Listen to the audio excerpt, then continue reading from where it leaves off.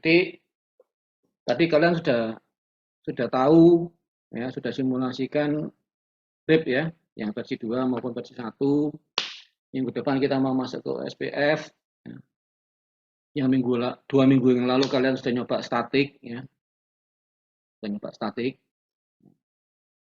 Nah, sekarang saya review lagi mulai statik sampai nanti mau masuk ke pre-nya USPF ya. Jadi routing itu apa sih? Routing itu kan memberikan arah kepada router untuk satu tujuan ke network tertentu. Itu adalah routing. Nah, dia basicnya menggunakan IP. Berarti kalau mau menuju ke network dengan IP address ini, lewatlah IP interface nomor ini, kan gitu.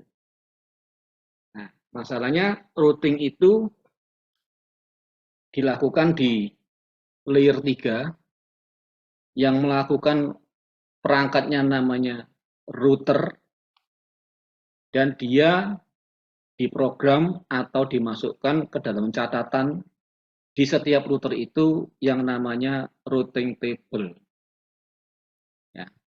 Kalau di dalam routing table ada juga forwarding table. Kalau forwarding table itu untuk memindahkan interface dari interface 1 ke interface 2. Masuk dari interface fast Ethernet 00 keluar ke fast Ethernet 01. Nah, itu adalah forwarding table ya. Nah, sekarang itu adalah routing. Nah, kalau routing itu bisa classless, bisa classful ya. Jadi kalau nanti classless berarti ada subnetnya.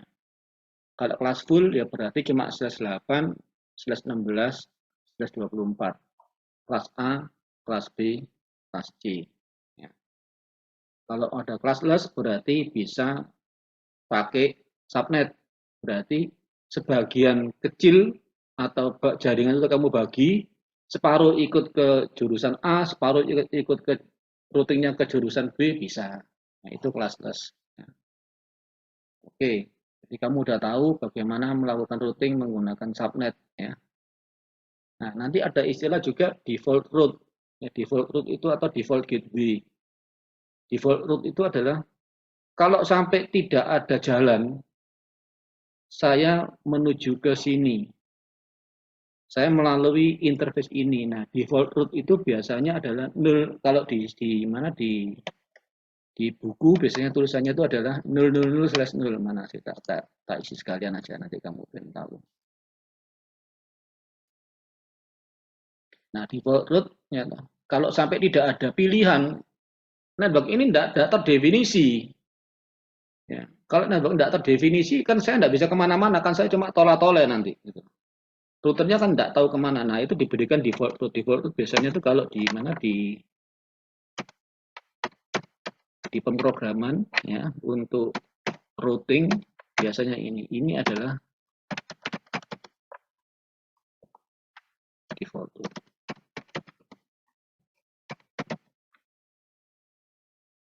Ya, 000/0. Artinya apa? Kalau tidak ada tujuan kemana-mana, saya akan melalui ini. Ya. Contoh 000/0 menuju ke satu interface. Interface mana? Itu adalah default route. Slideshow. Ya, itu default route 000/0. Nah, untuk komputer itu namanya default gateway. Ya.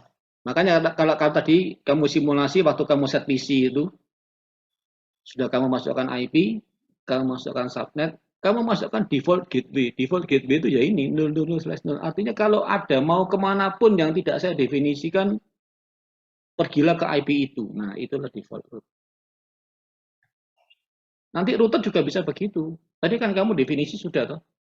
Network A ke sini, network B ke sini, network C ke sini. Kalau bukan network A, network B, network C kemana? Nah, kamu pakai default route. 000/0 arahkan kemana? Nah, itu tentang routing. Nah, kalau kita ngomong routing, ada yang statik, ada yang dinamik. Ini kita udah belajar 2 minggu, 3 minggu yang lalu. ya, sampai dengan hari ini, sampai ke versi 2. Nah, kalau static routing apa? Berarti routing table-nya statik. Routing table-nya tidak akan berubah. Selama administratornya atau net admin-nya nggak berubah. Ya. Berarti waktu masukkan routing table-nya manual, iya manual. Operatornya yang masukkan. Kamu tahu topologinya, kamu bisa baca topologinya, ya. Terus kamu masukkan, kamu program routernya itu kamu konfigurasi untuk memasukkan kalau menuju network sana lewatlah sini, menuju network sini lewatlah situ. Nah, itu kamu lakukan sendiri.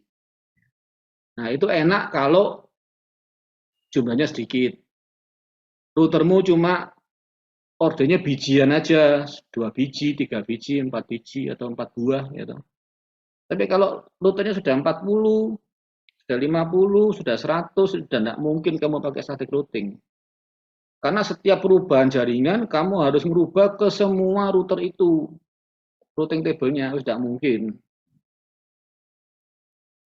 Nah, ideal untuk network-network yang kecil, ya, atau stub network nggak tak ajari. Stub itu artinya dia tidak memerlukan perubahan apa-apa. Ya.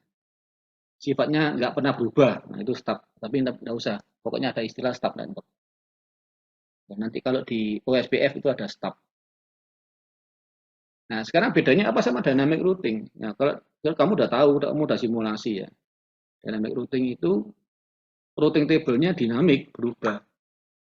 Routing table-nya selalu berubah-ubah.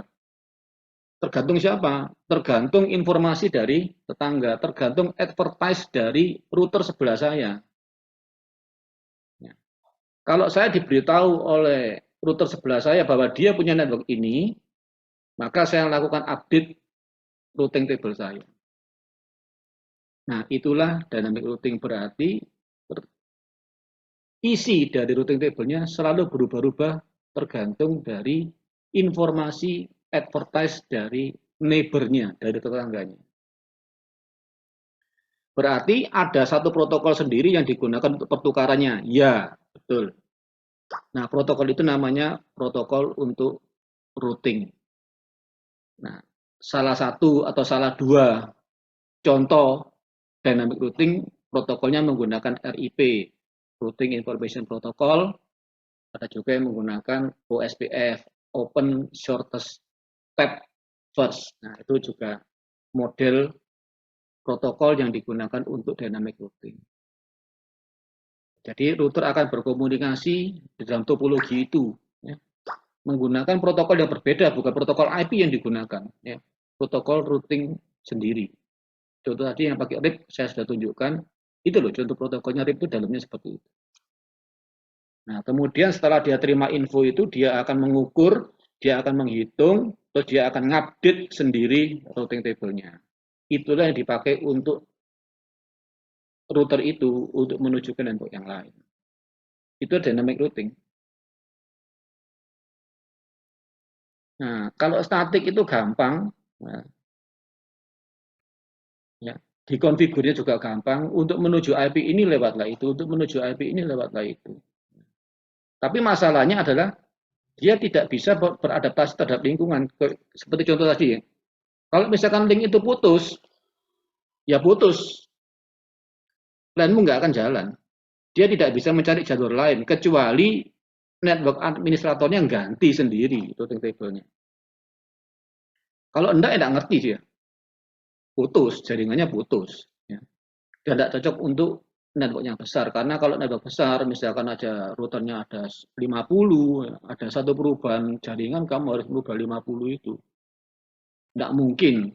Ya, jadi static routing hanya digunakan untuk kepentingan-kepentingan di mana jaringannya kecil atau digunakan untuk jalur-jalur emergensi. Kalau ini putus, ada jaringan putus ya. Oh, kalau sana putus, saya tahu kalau sana lewat di sini. Nah, itu kamu gunakan static bisa.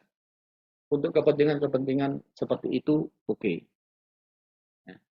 Makanya kalau dengan static tidak bisa untuk jaringan-jaringan yang besar, solusinya adalah menggunakan dinamik. Biar routernya bekerja sendiri. Ya. Network adminnya nggak usah pusing.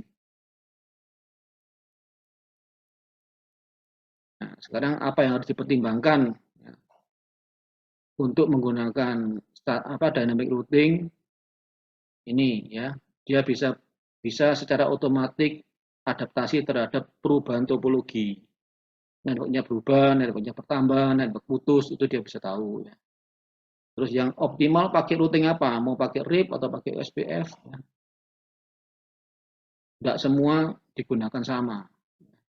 Scalability itu bisa digunakan di sampai seberapa jauh, sampai seberapa berat dia bisa menerima.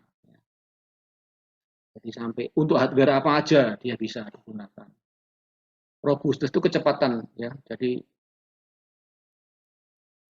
karena dynamic routing itu kan mesti memproses toh. Dia terima informasi dari tetangga, dia proses, terus dia merubah routing table-nya. Terus dia memberitahu tetangga yang lain. Nah, itu kalau lebih cepat yang lebih baik. Ya, yang robust itu yang cepat ya, tanggap agile ya, itu robustness. Simplicity ya tadi itu kan gampang toh. Memprogram RIP itu kan cuma masukkan aja IP-nya, masukkan connected network-nya, selesai sudah. Nah, speed of convergence. Apa sih convergence? Ya. Jadi convergence itu adalah routing table-nya sudah fix.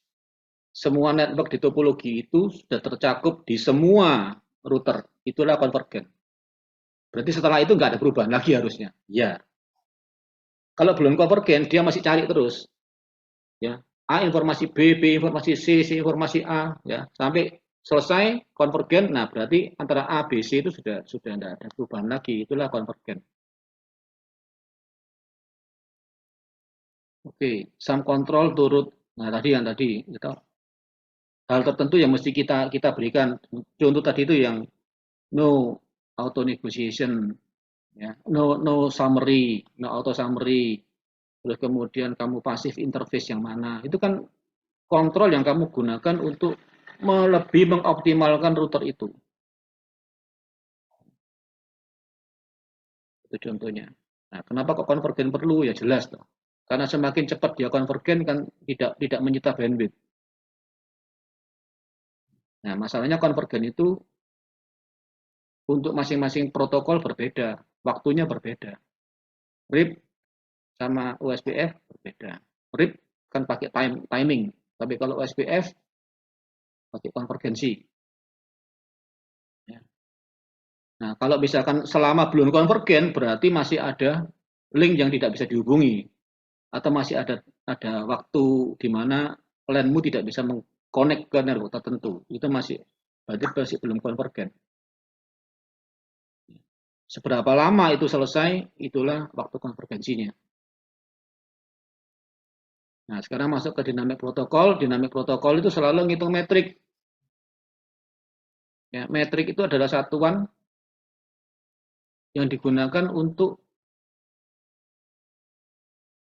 sebuah router menganalisis atau mengambil keputusan. Metrik itu ada macam-macam. Metrik itu ada macam-macam. Ada yang, nah kemarin yang kita belajar RIP, ya, metriknya itu, metrik yang di setiap link, harga dari setiap link untuk RIP itu hanya berdasarkan hop count, contoh yang kemarin. Ya. Nah, dia hanya ngitung ini kalau RIP. Nanti kalau OSPF, tidak cuma ini. Ya. Biasanya dia juga ngitung cost. Jadi artinya cost itu adalah nilai yang kita berikan kepada sebuah link. Nah, dia juga bisa ngitung menggunakan bandwidth. Ya, berarti untuk yang 1 giga itu lebih bagus daripada yang 1 megabit per second. Nah, informasi itu dipakai ya untuk dynamic routing, untuk protokol-protokol tertentu. Tapi untuk RIP kemarin dia hanya menggunakan hop count metriknya. Dia tidak pakai yang lain. Dia tidak ngitung bandwidth. Berarti kalau ada jalur cepat tapi panjang, jalur pendek tapi jelek, RIP akan lewat jalur pendek tapi jelek. Tapi nanti kalau OSPF, dia akan lewat yang panjang tapi bagus. Meskipun hubnya lebih panjang. Nah, gitu loh. Kira-kira begitu. Saya tidak masuk OSPF dulu. Nah, kemarin yang kita belajar itu, ya, dynamic routing, kan RIP itu cocok untuk kepentingan IGP. IGP itu adalah Interior Gateway Protocol, berarti protokol yang dipakai untuk kepentingan internal di dalam aja, dalam satu domain biasanya. Ya, Ubaya pakai RIP dalamnya, ya itu, ya itu IGP. Jadi artinya tidak protokol routing itu, dynamic routing ini tidak ke domain lain. Ya, untuk kepentingan dalam aja. Contohnya adalah dua ini, yang IGP itu OSPF, dan makanya kita baca ini. Jadi OSPF RIP itu tidak digunakan untuk WAN, digunakan untuk LAN. Nah, nanti bagaimana dia menentukan routing table-nya? Itu ada dua tipe. Satunya namanya link state, satunya distance vector. Nah, RIP itu kemarin menggunakan distance vector. Berarti untuk menuju sana lewat berapa hub sih? Untuk menuju sana lewat berapa hub? Cuma itu aja yang dia gunakan.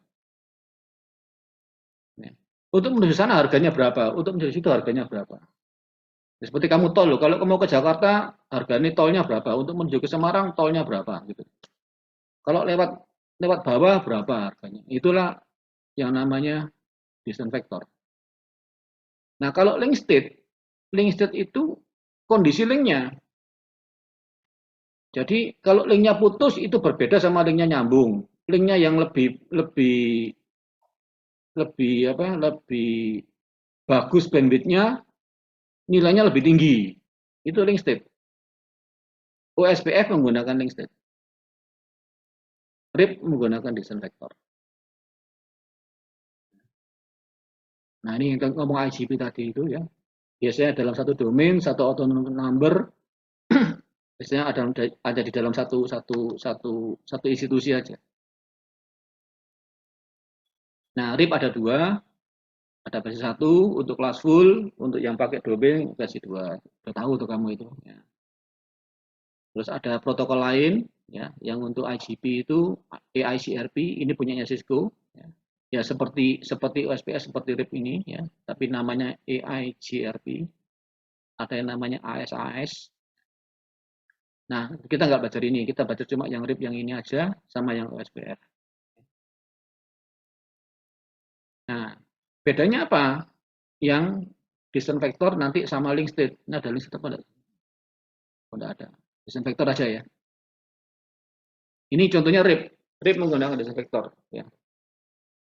Dia hanya mendengarkan neighboring routes. Jadi dari tetangga saya dikasih info apa. Kemudian dia akan menginstal semua routing table-nya dalam sebuah tabel berdasarkan informasi tadi. Lalu kemudian dia akan mengadvertise ke tetangganya yang lain. Berarti cara ini adalah gampang, cuma bodoh. Jadi dia tidak ada algoritma untuk menentukan jalur terbaiknya. Contoh yang menggunakan ini adalah RIP. Kalau link state, setiap link dihitung sama dia. Contoh saya router 0, terus kemudian Aldo router 1, terus kemudian Alfred router 2. Untuk menuju ke Aldo nilai saya berapa? Untuk dari Aldo ke Alfred linknya tadi itu pakai link apa? Harganya berapa? Sehingga saya bisa menentukan, oh berarti kalau saya menuju Alfred harganya sekian. Nah, itu link state. Lebih kompleks, bukan cuma berdasarkan hub count. Nah, ini ya, RIP kan. Routing Information Protocol, dia menggunakan distance vector.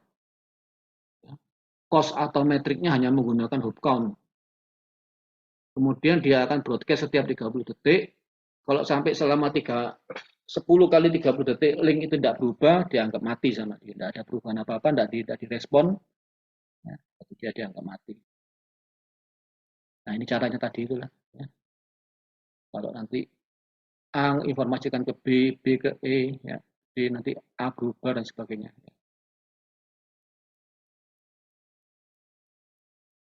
Ini nanti kalau waktu masuk ke OSPF aja. Nah, ini OSPF. Sekarang masuk ke pengantarnya OSPF ya. OSPF itu adalah Open Shortest Path First. Jadi dia itu akan memprioritaskan jalur yang terbaik dulu yang dia akan ambil. Terus kemudian dia termasuk golongan dynamic IGP yang nanti digunakan di dalam. Ya. Dia menggunakan link state, bukan distance vector. Berarti setiap link itu dihitung sama dia. Baik bandwidth-nya, baik delay-nya, apapun yang dia gunakan nanti bisa dihitung sama dia. Nah ini ya, contoh ya. Setiap link itu ada cost-nya. Pak, cost-nya siapa yang beri ya? Kita bisa memberikan atau dia bisa menghitung cost-nya itu. Contoh,